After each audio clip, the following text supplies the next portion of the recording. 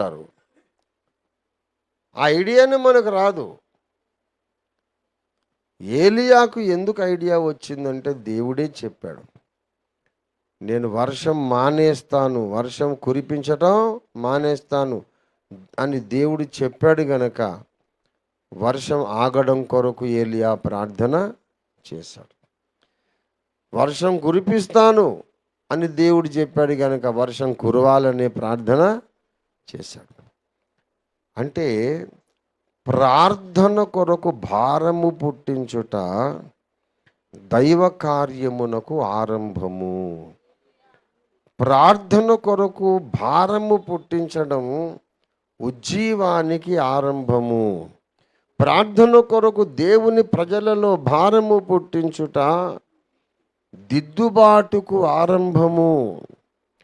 The beginning of God's work on earth.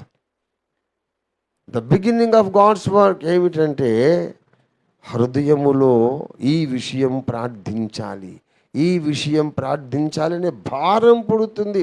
అసలు భూమి మీద ఏలియా నుండి నేను టేక్ ఆఫ్ తీసుకున్న అంశంలోకి ఇదే కాదు ఇప్పుడు నా అంశం. అసలు భూమి మీద ఎప్పుడు ఎక్కడ ఏ కార్యము జరిగించాలన్నా దేవుడు కొంతమందిని ప్రార్థన కొరకు ప్రేరేపిస్తాడు.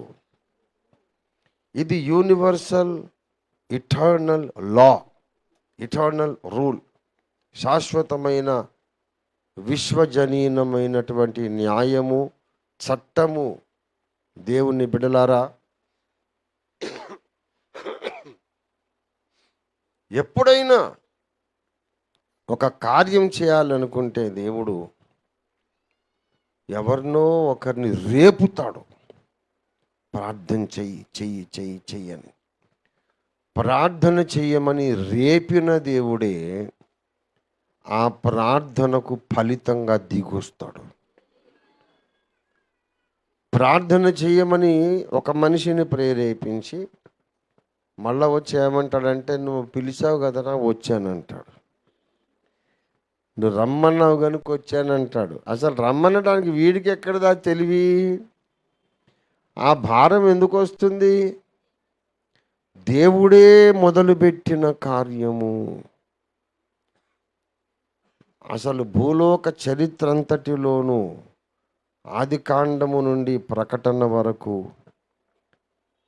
దేవుని కార్యాలు ఎప్పుడు ఇలాగే జరుగుతాయి. అంత్యకాలపు సంస్కరణ కూడా ఇలాగే జరగాలి, ఇలాగే జరుగుతుంది.